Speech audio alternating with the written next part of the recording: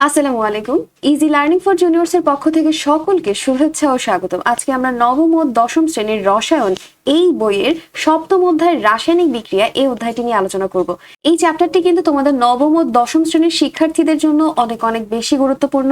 এই অধ্যায়ে রয়েছে রাসায়নিক বিক্রিয়ার বিভিন্ন ধরন নিয়ে আলোচনা করা রয়েছে। এছাড়াও সবচেয়ে ইম্পর্টেন্ট যে কথা তোমরা সবসময় পাও সংক্ষিপ্ত বা সিকিউতে জারণ বিজারণ বিক্রিয়া সম্পর্কে এই অধ্যায়েই কথা বলা রয়েছে এবং আরেকটা যে সবচেয়ে ইম্পর্টেন্ট নীতি রয়েছে লা শাতেলিয়ার নীতিও কিন্তু এই চ্যাপ্টারেরই রয়েছে। ঠিক আছে, সো এই চ্যাপ্টারটা তোমাদের 9-10 এর জন্য ইভেন এসএসসি 27 ব্যাচের জন্য কিন্তু মোস্ট ইম্পর্টেন্ট একটা চ্যাপ্টার। তো কথা না বাড়িয়ে আমরা আমাদের ভিডিওতে চলে যাই। তো প্রথমে আমরা দেখে নিই আজকের ভিডিওতে আমরা কি কি শিখবো। সো প্রথমে আমরা দেখে নিব রাসায়নিক বিক্রিয়ার পরিবর্তনের পার্থক্য, অর্থাৎ রাসায়নিক বিক্রিয়ার কারণে যে সকল পরিবর্তনগুলো হয়ে থাকে সেই পরিবর্তনের নানা রকম বৈশিষ্ট্য সম্পর্কে জানবো, সেই সাথে আমরা পার্থক্য সম্পর্কেও জানবো।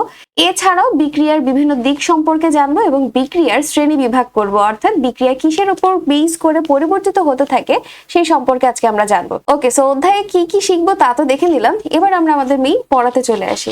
প্রথমে রয়েছে পদার্থের পরিবর্তন। তো পদার্থ কি, এটা কিন্তু আমরা 6-7 থেকে শুনে এসেছি যে পদার্থ বলতে আসলে কি বোঝায়, তাই না? এখন আমরা আমাদের চারপাশে নানান ধরনের পদার্থ দেখতে পাই এবং এই পদার্থের নানা রকম পরিবর্তনও কিন্তু আমরা লক্ষ্য করি, তাই না? এখানে লেখা রয়েছে যে আমাদের চারপাশে পদার্থ সমূহ প্রতিনিয়ত অবস্থার পরিবর্তন করছে। আর এই পরিবর্তনটা কেন হচ্ছে বলতো? তাপ, চাপ এবং স্পর্শ, অর্থাৎ পদার্থ তাপ, চাপ, স্পর্শ এইগুলোর কারণে ক্রমাগত পরিবর্তিত হচ্ছে এবং এই যে পদার্থের পরিবর্তন ঘটছে এই পরিবর্তনকে সাধারণত দুইটা ভাগে ভাগ করা হয়। কয়টা ভাগে? দুইটা ভাগে। পদার্থের পরিবর্তনকে দুইটা ভাগে ভাগ করা হয়, তার মধ্যে একটা রয়েছে ভৌত পরিবর্তন এবং আরেকটি হচ্ছে রাসায়নিক পরিবর্তন। সো তোমাকে যদি জিজ্ঞেস করা হয় পদার্থের পরিবর্তন কয় ধরনের, তোমার উত্তর হবে দুই ধরনের। যদি বলে কি কি, একটা হচ্ছে ভৌত এবং রাসায়নিক পরিবর্তন। এখন আমরা জেনে নিব ভৌত পরিবর্তন কি এবং রাসায়নিক পরিবর্তন কি। প্রথমে আসি ভৌত পরিবর্তন। আচ্ছা, ধরো তোমার কাছে একটা বরফের টুকরা আছে, ধরো এটা একটা বরফের টুকরা। এই বরফের টুকরাকে তুমি হচ্ছে তাপ দিয়েছো, ঠিক আছে, বা বরফের টুকরা বের করে রেখে দিয়েছো, সেটা আস্তে আস্তে কিছুক্ষণ পরে কিসে পরিণত হয়ে যাবে? পানিতে পরিণত হয়ে যাবে। আবার এই পানিটাকে যখন তুমি তাপ দিয়েছো, এটাকে তাপ দিচ্ছ, তাপ দেওয়ার ফলে এটা কি হয়ে গেল? জলীয় বাষ্পে পরিণত হয়ে গেছে, তাই না? সো বরফটাকে আমি রেখে দিলে বা তাপ দিলে সেটা বরফ থেকে তরলে পরিণত হলো, তরল থেকে সেটাকে যদি আমি তাপ দেই সেটা বাষ্প হয়ে উড়ে যাচ্ছে। এখন এই বাষ্পটাকে যদি আমি উড়ে যেতে না দিয়ে সেটাকে আমি আটকে রেখে আবার হচ্ছে ঠান্ডা করলাম, ঠান্ডা করলে কি হবে? এই বাষ্পটা আবার পানিতে পরিণত হবে এবং পানিকে যদি আরো ঠান্ডা করি সেই ক্ষেত্রে সেটা বরফে পরিণত হয়ে যাবে। সো বুঝতে পেরেছি? এখন দেখো, এই যে বরফ পরিবর্তিত হয়ে পানি হলো, পানি পরিবর্তিত হয়ে বাষ্প হলো, তাদের প্রত্যেকের অবস্থার পরিবর্তন হয়েছে, ঠিক আছে? প্রত্যেকের বেলায় অবস্থার পরিবর্তন হয়েছে। কিন্তু এই যে বরফ থেকে পানি হয়েছে, সাধারণত আমরা কি জানি পানির রাসায়নিক সংকেত কি? H2O, তাই না? তার মানে পানি দুইটা হাইড্রোজেন আর একটা অক্সিজেন দিয়ে তৈরি। এখন বরফ যে পানি দিয়ে তৈরি হয়েছে সেই ক্ষেত্রে পানির রাসায়নিক সংকেত কি হবে? H2O। আবার বরফটা যে পানিতে পরিণত হয়েছে সেই ক্ষেত্রে বরফের রাসায়নিক সংকেত H2O। আবার যখন পানিকে তাপ দিয়ে বাষ্পে পরিণত করা হয়েছে সেই ক্ষেত্রে বাষ্পীয় যে কণাগুলো আছে সেটার মধ্যেও রাসায়নিক গঠন যদি আমরা দেখি সেটাও হচ্ছে H2O। তার মানে এই যে এদের পরিবর্তনগুলো হচ্ছে তার রাসায়নিক গঠনের কিন্তু কোনো পরিবর্তন হচ্ছে না, অর্থাৎ অবস্থার পরিবর্তন হলেও তার রাসায়নিক গঠনের কোনো প্রকারের পরিবর্তন কিন্তু হচ্ছে না, কিন্তু অবস্থার পরিবর্তন হচ্ছে। এই যে একটা প্রক্রিয়া আমরা দেখলাম, যেই ক্ষেত্রে কিনা শুধুমাত্র একটা পদার্থের অবস্থার পরিবর্তন ঘটবে কিন্তু সে যা দিয়ে তৈরি তার রাসায়নিক গঠনের কোনো পরিবর্তন ঘটবে না, এইটাকে বলা হয় ভৌত পরিবর্তন, অর্থাৎ ফিজিক্যাল চেঞ্জ। তাহলে সংজ্ঞাটা যদি আমরা এখান থেকে একবার দেখে নিই, সংজ্ঞাগুলো একটু ভালো করে পড়বে। দেখো, সংজ্ঞায় মাত্র একটা মার্কস থাকে, সো সংজ্ঞাটা বানিয়ে না দিয়ে যা আছে একটু ওইভাবে হুবহু দেওয়ার চেষ্টা করবো, তাহলে ফুল মার্কস আশা করা যায়। তাহলে সংজ্ঞাটা কিভাবে দিব? যে পরিবর্তনের ফলে পদার্থের শুধু বাহ্যিক আকার বা অবস্থার পরিবর্তন ঘটে কিন্তু রাসায়নিক গঠনের কোনো পরিবর্তন হয় না, তাকেই বলা হয় ভৌত পরিবর্তন। সো যে পরিবর্তনে শুধুমাত্র বস্তুর বা পদার্থের অবস্থার পরিবর্তন হয়, অর্থাৎ বাহ্যিক অবস্থার পরিবর্তন হয়, রাসায়নিক গঠনের কোনো পরিবর্তন ঘটে না, সেই পরিবর্তনকে বলা হয় ভৌত পরিবর্তন। সো উদাহরণ হিসেবে কি রয়েছে, বরফ গলে পানি এবং পানি থেকে বাষ্প বের রয়েছে। আর এটার আণবিক সংকেত অর্থাৎ পানি, এই যে বরফ, পানি এবং জলীয় বাষ্প তিনটা অবস্থাতে আণবিক সংকেত হচ্ছে H2O। তার রাসায়নিক গঠনের কিন্তু কোনো পরিবর্তন হয়নি। সো এইটাই হচ্ছে ভৌত পরিবর্তন। এবারে ভৌত পরিবর্তনের পরে আমরা একটু রাসায়নিক পরিবর্তনে চলে যাই, যে রাসায়নিক পরিবর্তন কি। রাসায়নিক পরিবর্তন বলতে বোঝায় সাধারণত বিক্রিয়কে যে থাকবে, অর্থাৎ যেই সকল পদার্থ মিলে বিক্রিয়া করেছে সেখান থেকে সম্পূর্ণ নতুন বৈশিষ্ট্যের কিছু পদার্থ তৈরি হচ্ছে, সেটাই হচ্ছে রাসায়নিক পরিবর্তন। অর্থাৎ পূর্বে যা ছিল তার পরিপূর্ণভাবে সম্পূর্ণ চেঞ্জ হয়ে যেটা পাবো সেটাই হচ্ছে রাসায়নিক পরিবর্তন। সো রাসায়নিক পরিবর্তনের সংজ্ঞাটা দেখো কি রয়েছে, যে পরিবর্তনের ফলে সম্পূর্ণ ভিন্ন ধর্ম বিশিষ্ট নতুন পদার্থে পরিণত হয় তাকেই বলা হয় রাসায়নিক পরিবর্তন। যেমন ধরো তোমার কাছে রয়েছে কার্বন এবং অক্সিজেন, এই দুইটা বিক্রিয়া করে কার্বন ডাই অক্সাইড তৈরি করেছে। এখন বিক্রিয়ার শুরুতে ছিল কার্বন আর অক্সিজেন, দুইটার বৈশিষ্ট্য সম্পূর্ণই আলাদা। আর এইখানে বিক্রিয়ার পরে যে তৈরি রয়েছে কার্বন ডাই অক্সাইড, এটাও কিন্তু সম্পূর্ণ ভিন্ন ধর্মী বৈশিষ্ট্যের একটা পদার্থ, একটা নতুন পদার্থ যার সঙ্গে বিক্রিয়কের কোনো মিল নেই। সো এই যে সম্পূর্ণ ভিন্ন ধর্মী যে পদার্থ তৈরি করেছে, এইটাই হচ্ছে রাসায়নিক পরিবর্তন। সো সংজ্ঞা পারবো, যে পরিবর্তনের ফলে সম্পূর্ণ ভিন্ন ধর্ম বিশিষ্ট নতুন পদার্থে পরিণত হয় তাকেই রাসায়নিক পরিবর্তন বলে। তো আমরা সাধারণত জ্বালানি হিসেবে যে ব্যবহার করি তার প্রধান যে উপাদান সেটা হচ্ছে মিথেন। এই যে প্রাকৃতিক গ্যাস মিথেন, এটাকে যখন হচ্ছে পোড়ানো হয়, এই যে মিথেনের সংকেত কি CH4, মিথেন বায়ুমণ্ডলের উপস্থিত অক্সিজেনের সঙ্গে যুক্ত হয়ে বা বিক্রিয়া করে কার্বন ডাই অক্সাইড, পানি এবং সেই সাথে প্রচুর পরিমাণে তাপ শক্তি উৎপন্ন করে। তাহলে দেখো বিক্রিয়ার শুরুতে ছিল মিথেন আর অক্সিজেন যা সম্পূর্ণ ভিন্ন ধর্মে ছিল, এবং এইখান থেকে পরিবর্তিত হয়েছে কার্বন ডাই অক্সাইড, পানি, যা কিনা সম্পূর্ণ ভিন্ন ধর্মী পদার্থ। তো এই যে সম্পূর্ণ ভিন্ন ধর্মী পদার্থ তৈরি হচ্ছে, এই পরিবর্তনটাকে বলা হয় রাসায়নিক পরিবর্তন অর্থাৎ কেমিক্যাল চেঞ্জ। সো ভৌত পরিবর্তনের বেলায় অবস্থার পরিবর্তন ঘটবে, আর রাসায়নিক পরিবর্তনের বেলায় টোটাল পদার্থটাই পরিবর্তিত হয়ে যাবে।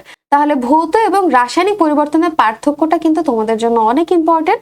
কাকে বলে একটা করে উদাহরণ এবং একটা করে রিয়াকশন দিয়ে দিলেই কিন্তু হয়ে গেল। 2 মার্কসের জন্য সাধারণত আসে, আশা করছি পারবে। সো পরিবর্তনের কথা তো শেষ, এবারে আসি রাসায়নিক বিক্রিয়ার শ্রেণী বিভাগ। আমরা সারাক্ষণ রিয়াকশন করে থাকি। সো এই যে রাসায়নিক বিক্রিয়াগুলো আমাদের চারপাশে আমরা দেখি যে সংঘটিত হচ্ছে, এই রাসায়নিক বিক্রিয়াকে কয়েকটা ভাগে ভাগ করা যায়। যেমন বিক্রিয়ার দিকের উপর ভিত্তি করে ভাগ করা হয়, তাপের পরিবর্তনের উপর ভিত্তি করে ভাগ করা হয় এবং ইলেকট্রন স্থানান্তরের উপর ভিত্তি করে ভাগ করা হয়। ওকে, মজার বিষয় হচ্ছে রাসায়নিক বিক্রিয়ার দিকের উপর ভিত্তি করে 2 ভাগে ভাগ করা হয়, তাপের পরিবর্তনের উপর ভিত্তি করে তাকে 2 ভাগে ভাগ করা হয় এবং ইলেকট্রন স্থানান্তরের উপর ভিত্তি করেও 2 ভাগে ভাগ করা হয়ে থাকে। সো এইটা একটু মাথায় রাখবো, একদম ইজি, কিন্তু সবগুলোই হচ্ছে 2 ভাগে ভাগ করা হয়। যেমন দেখো বিক্রিয়ার দিক মানে বিক্রিয়াটা কোন দিকে সংঘটিত হবে, সামনের দিকে হবে নাকি পেছনের দিকে হবে নাকি উভয় দিকেই হবে, এইটার উপর বেস করে বিক্রিয়াকে 2 ভাগে ভাগ করা হয়। একটাকে বলা হয় একমুখী এবং উভমুখী বিক্রিয়া। ঠিক আছে, এরপর রয়েছে কি তাপের পরিবর্তনের উপর ভিত্তি করে। সাধারণত একটা রিয়াকশন তৈরি হতে গেলে সেখানে তাপ শক্তি কি তোমাকে দিতে হবে, মানে একটা বিক্রিয়া সংগঠিত হতে গেলে তাপ কি আমার দিতে হবে নাকি তাপ দেওয়ার কোনো প্রয়োজন নাই, তাপ হচ্ছে অলরেডি বের হবে, অর্থাৎ তাপ উৎপাদী হবে নাকি তাপ হারি হবে, এইটার উপর বেস করেও কিন্তু তাপের পরিবর্তনের উপর বেস করে রাসায়নিক বিক্রিয়াকে 2টা ভাগে ভাগ করা হয়। একটা হচ্ছে তাপ উৎপাদী এবং তাপ হারি। সো তাপের আদান প্রদানের উপর ভিত্তি করে রাসায়নিক বিক্রিয়াকে 2 ভাগে ভাগ করা হয় এবং ইলেকট্রন স্থানান্তরের উপর ভিত্তি করেও কিন্তু 2 ভাগে ভাগ করা হয়, ইলেকট্রন আদান প্রদানের উপর ভিত্তি করে। যেমন রয়েছে রেডক্স এবং নন রেডক্স। আমরা যে জারণ বিজনের কথা শুনেছি সেটাই হচ্ছে রেডক্স বিক্রিয়া। সো এইটা হচ্ছে রাসায়নিক বিক্রিয়ার একটা শ্রেণী বিভাগ, যেখানে 3 ধরনের কথা বলা রয়েছে। তাহলে চলো আমরা তো 3টা ধরন দেখে ফেললাম, 3টা ধরনের উপর বেস করে রাসায়নিক বিক্রিয়াকে কয়টা ভাগে ভাগ করা হয়েছে তাও দেখে নিলাম। এখন আমরা এক এক করে সবগুলোর ব্যাখ্যা দেখি। ওকে, প্রথমে আমরা দেখে নিব বিক্রিয়ার দিকের উপর নির্ভর করে যে রাসায়নিক বিক্রিয়াকে 2 ভাগে ভাগ করা হয়েছে তার উপর। প্রথমে রয়েছে একমুখী বিক্রিয়া। একমুখী বিক্রিয়া সাধারণত কি? একমুখী বিক্রিয়া হচ্ছে যেখানে কিনা শুধুমাত্র বিক্রিয়ক থেকে উৎপাদে পরিণত হবে। বিক্রিয়ক আর উৎপাদ কি তা কি জানি? সাধারণত একটা বিক্রিয়া শুরু করার পূর্বে যেটা থাকে, যেমন ধরো ভাত রান্না করার পূর্বে চালটা হচ্ছে বিক্রিয়ক, আর চালটা রান্না করার পরে যেটা পাই সেটা হচ্ছে কি? উৎপাদ। সো বিক্রিয়ার শুরুতে যেটা থাকে সেটা হচ্ছে বিক্রিয়ক, আর বিক্রিয়ার পরে যেটা পাই সেটা হচ্ছে উৎপাদ। বুঝতে পেরেছি? সো একমুখী বিক্রিয়ার ক্ষেত্রে শুধুমাত্র বিক্রিয়ক থেকে উৎপাদে পরিণত হতে পারবে, উৎপাদ থেকে বিক্রিয়কে হতে পারবে না। কথা বুঝতে পেরেছি? তার মানে এটা শুধুমাত্র সামনের দিকেই অগ্রসর হতে থাকবে, পেছনের দিকে অগ্রসর হবে না। তাহলে একমুখী বিক্রিয়া কাকে বলে তার সংজ্ঞাটা যদি আমরা একটু দেখে নিই, দেখো এখানে লেখা রয়েছে যে রাসায়নিক বিক্রিয়ায় বিক্রিয়ক পদার্থ সমূহ বিক্রিয়া করে উৎপাদে পরিণত হয় কিন্তু উৎপাদ সমূহ পুনরায় বিক্রিয়কে পরিণত হতে পারে না, তাকে একমুখী বিক্রিয়া বলে। আশা করছি তোমরা বুঝতে পেরেছো একমুখী বিক্রিয়া কাকে বলে, যা কিনা শুধুমাত্র বিক্রিয়ক থেকে উৎপাদে তৈরি হবে। মানে A প্লাস B বিক্রিয়া করে শুধুমাত্র C প্লাস D অর্থাৎ বিক্রিয়ক থেকে উৎপাদই আসবে, উৎপাদ থেকে আর বিক্রিয়ক হবে না। এখন এই একমুখী বিক্রিয়ার যদি একটা রাসায়নিক সমীকরণ আমরা দেখি সেটা কি হবে দেখো। যেমন ধরো এখানে রয়েছে কি ক্যালসিয়াম কার্বনেট। আচ্ছা আমরা একটু এখানে লিখি, যেমন রয়েছে ক্যালসিয়াম কার্বনেট। ক্যালসিয়াম কার্বনেটকে আমরা কি হিসেবে চিনি বলতো? চুনা পাথর। ক্যালসিয়াম কার্বনেট হচ্ছে চুনা পাথর।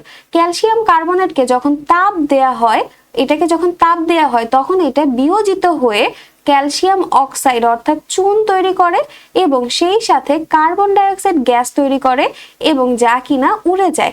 এই যে আমি একটা সাইন দিয়েছি তীর চিহ্ন দিয়ে উপরের দিকে, এইটার মানে হচ্ছে নির্গমন হয় অর্থাৎ বাইরে বের হয়ে যায়।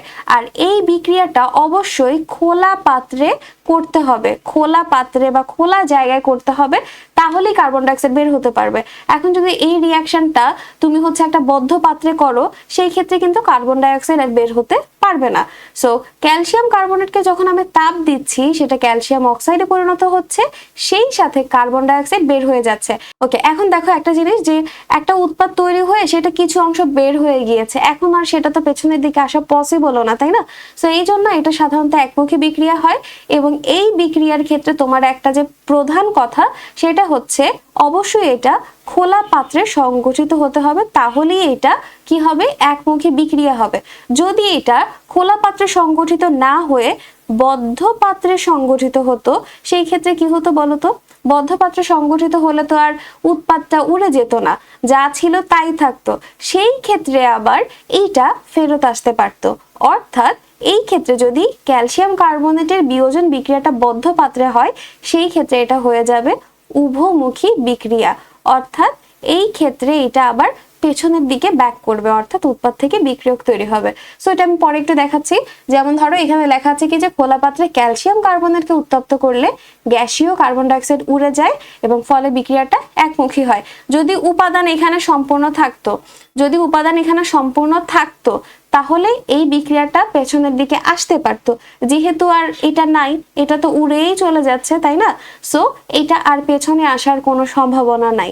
তাহলে একমুখী বিক্রিয়া বলতে বোঝায় যে ক্ষেত্রে শুধুমাত্র বিক্রিয়ক থেকে উৎপাদে তৈরি হবে, উৎপাদ থেকে আর বিক্রিয়কে আসবে না। এখন দেখো ক্যালসিয়াম কার্বনেটের কথা যখন বলেছিলাম, এটা একটু আমরা আবার এখানে লিখি।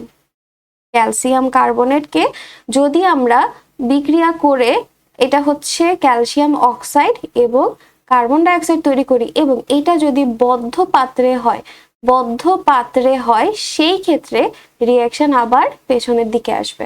কথা বুঝতে পেরেছি? যদি এটা বদ্ধ পাত্রে সংগঠিত হয় সেই ক্ষেত্রে, কারণ এটা তো আর বের হচ্ছে না, এটা এরকম আবদ্ধ অবস্থায় রয়েছে, কার্বন ডাইঅক্সাইড আর বের হওয়ার কোনো সুযোগই নাই, তো তখন এটা হবে কি? এইটা আবার পেছনের দিকে অর্থাৎ সামনের দিকে যেমন তৈরি হতে থাকবে, ঠিক সেম ভাবে উৎপাদ থেকেও বিক্রিয়ক তৈরি হতে থাকবে। তাহলে এই যে একটা বিক্রিয়ক থেকে উৎপাদে তৈরি হচ্ছে, আবার উৎপাদ থেকে বিক্রিয়কে তৈরি হচ্ছে, এই বিক্রিয়াকে বলা হয় উভমুখী বিক্রিয়া। অর্থাৎ তোমার কাছে যদি বিক্রিয়ক থাকে A প্লাস বি, এই A প্লাস বি থেকে C প্লাস ডি তৈরি হচ্ছে, ঠিক C প্লাস ডি থেকে আবার একই সাথে A প্লাস বি এর দিকে আসছে। তার মানে এটা সামনের দিকেও যাচ্ছে, পেছনের দিকেও হচ্ছে বিক্রিয়াটা। এই বিক্রিয়াকে বলা হয় উভমুখী বিক্রিয়া। এবার আমরা সংজ্ঞাটা যদি একটু দেখে নেই আরো সহজ হয়ে যাবে, যে বিক্রিয়ায় বিক্রিয়ক উৎপাদে এবং উৎপাদ সমূহ একই সাথে পুনরায় বিক্রিয়কে পরিণত হতে পারে তাকে উভমুখী বিক্রিয়া বলা হয়। ঠিক আছে, যেমন ধরো এখানে কি বলা রয়েছে যে বন্ধ পাত্রে অর্থাৎ বদ্ধ পাত্রে যদি ক্যালসিয়াম কার্বনেটকে তাপ দেই সেই ক্ষেত্রে কার্বন ডাইঅক্সাইডটা আটকে যাচ্ছে এবং এর ফলে পুনরায় ক্যালসিয়াম অক্সাইডের সাথে কার্বন ডাইঅক্সাইড যুক্ত হয়ে ক্যালসিয়াম কার্বনেট তৈরি করে। সো এইটা হচ্ছে একটা উভমুখী বিক্রিয়া। এছাড়াও তোমাদের এখানে আরেকটা রয়েছে যে বদ্ধ পাত্রে যদি হাইড্রোজেন এবং আয়োডিন, এই যে হাইড্রোজেন এবং আয়োডিন বিক্রিয়া করে সেই ক্ষেত্রে হাইড্রোজেন আয়োডাইড তৈরি হয় এবং এই বিক্রিয়াটাও একটা উভমুখী বিক্রিয়া। বিক্রিয়ক থেকে যেমন উৎপাদ তৈরি হতে থাকবে ঠিক একইভাবে উৎপাদ থেকেও বিক্রিয়ক তৈরি হতে থাকবে। তাহলে দুই দিকে সংগঠিত হলে সেটা হচ্ছে উভমুখী বিক্রিয়া এবং যদি একদিকে সংগঠিত হয় সেটা হচ্ছে একমুখী বিক্রিয়া। আচ্ছা, সো আমাদের বিক্রিয়ার দিক সম্পর্কে জানা হয়ে গেল। আমি তোমাদেরকে বলেছিলাম ভৌত এবং রাসায়নিক পরিবর্তনের পার্থক্যটা অনেক ইম্পর্টেন্ট। এই পার্থক্যটা যদি আমরা একটাবার দেখি, নতুন পদার্থ গঠন, ভৌত পরিবর্তনের বেলায় কি নতুন পদার্থ গঠন করবে না। সো এইখানে নতুন পদার্থ গঠন না হলেও এইখানে রাসায়নিক পরিবর্তনের বেলায় কিন্তু সম্পূর্ণ ভিন্ন ধর্ম বিশিষ্ট একটা নতুন পদার্থ তৈরি হবে। এরপর রয়েছে স্থায়িত্ব, এটি একটি অস্থায়ী পরিবর্তন এবং এটা একটা স্থায়ী পরিবর্তন। ভৌত পরিবর্তনকে আমরা চাইলে আবার পরিবর্তন করতে পারি বা অন্য কিছু বানাতে পারি, কিন্তু রাসায়নিক পরিবর্তনের বেলায় যে নতুন একটা পদার্থ তৈরি হয়ে গেছে সেখান থেকে আমি আবার পেছনের দিকে ফেরত যেতে পারবো না। সো এটা একটা স্থায়ী পরিবর্তন। আণবিক গঠন, এই ক্ষেত্রে আণবিক সংকেত বা গঠনের কোনো পরিবর্তন হয় না, আর এই ক্ষেত্রে বিক্রিয়ক থেকে সম্পূর্ণ ভিন্ন আণবিক গঠন বিশিষ্ট একটা পদার্থ তৈরি হয়। উদাহরণ রয়েছে বরফ গলে পানিতে পরিণত হওয়া এবং রাসায়নিক পরিবর্তনের মধ্যে রয়েছে কাঠ পোড়ানো বা লোহায় মরিচা ধরা। সো ভৌত এবং রাসায়নিক পরিবর্তনের পার্থক্য যেমন ইম্পর্টেন্ট, ঠিক সেইম ভাবে আরেকটা রয়েছে একমুখী এবং উভমুখী বিক্রিয়ার পার্থক্য। একমুখী এবং উভমুখী বিক্রিয়ার পার্থক্য এইটা তোমরা অবশ্যই বাসায় লিখবে। যদি কোনো প্রবলেম হয় সো তখন আমাকে কমেন্ট সেকশনে জানাতে পারো, আমি এটার একটু তোমাদেরকে আলাদা করে বলে দিব। তাহলে একমুখী এবং উভমুখী বিক্রিয়ার পার্থক্য এটা তোমাদের হোমওয়ার্ক থাকবে। ভৌত রাসায়নিক পরিবর্তনের পার্থক্য তোমাদেরকে দেখিয়ে দিলাম, একমুখী আর উভমুখীর পার্থক্য তোমরা আমাকে করে জানাবে। সো এটা হচ্ছে তোমাদের প্রথম পার্ট। আমি তোমাদেরকে এই চ্যাপ্টারটা একটু পার্ট করে দিচ্ছি, আর একটা পার্টে চেষ্টা করব শেষ করে দেওয়ার। চ্যাপ্টারটা যেহেতু অনেক বড়, একটা ভিডিওতে দিলে তোমাদের জন্য একটু প্রবলেম হয়ে যাবে। আচ্ছা, যদি আমরা বইটা একটু দেখে নেই, বই থেকে আমরা একটু দাগানোর চেষ্টা করি। সংজ্ঞাগুলো কিন্তু আমি তোমাদেরকে এই যে শীটের মধ্যে বলে দিয়েছি, এখান থেকে অবশ্যই সংজ্ঞাগুলো ভালো করে মুখস্থ করে নিবে। এই যে এখানে বরফ থেকে পানি গ্যাসের যে কথা বলা রয়েছে, রাসায়নিক পরিবর্তনের কথা এখানে বলা রয়েছে। এখানে তোমাদের মিথেন থেকে, এখানে রাসায়নিক পরিবর্তনের বেলায় যে মিথেন আর অক্সিজেন যুক্ত হয়ে কার্বন ডাইঅক্সাইড পানি তৈরি করে, রাসায়নিক পরিবর্তনের ক্ষেত্রে ক্যালসিয়াম কার্বনেট হাইড্রোক্লোরিক অ্যাসিডের সঙ্গে যুক্ত হয়ে ক্যালসিয়াম ক্লোরাইড কার্বন ডাইঅক্সাইড আর পানি তৈরি করে। মানে বিক্রিয়ক হিসেবে যা ছিল একদম উৎপাদে এসে তার সম্পূর্ণ ভিন্ন ধর্মী পদার্থ তৈরি করেছে। সো এই ক্ষেত্রে রাসায়নিক পরিবর্তন ঘটেছে। এরপরে রাসায়নিক বিক্রিয়ার বিভিন্ন দিক রয়েছে, যে একমুখী বিক্রিয়া এবং উভমুখী বিক্রিয়া। একমুখী বিক্রিয়ায় এটা অবশ্যই কি হতে হবে, খোলা পাত্রে সংগঠিত হতে হবে, এবং উভমুখী বিক্রিয়ার ক্ষেত্রে এই সেম বিক্রিয়াটাই যদি বদ্ধ অবস্থায় করা হয় তাহলে সেটা উভমুখী হয়ে যাবে।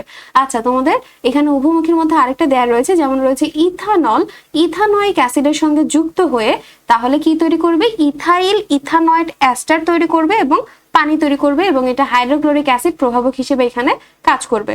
আর হাইড্রো আয়োডাইডের যেটা আছে এটা তো আমি তোমাদেরকে দেখালাম। পরবর্তী ভিডিওতে আমি তোমাদেরকে তাপের পরিবর্তন বা জ্বালানি বিজারণ নিয়ে যা কিছু আছে ইনশাল্লাহ পরবর্তী ভিডিওতে শেষ করে দেওয়ার চেষ্টা করব, এবং আমি তোমাদের এই চ্যাপ্টার থেকে সবচেয়ে ইম্পর্টেন্ট যে সিকিউ, এমসিকিউ এবং শর্ট কোয়েশ্চেন সবগুলোই কিন্তু এই চ্যাপ্টারের আমি ধাপে ধাপে দিয়ে দিব, এবং প্রত্যেকটা সিকিউ এমসিকিউ তোমাদের জন্য সবচেয়ে বেশি ইম্পর্টেন্ট।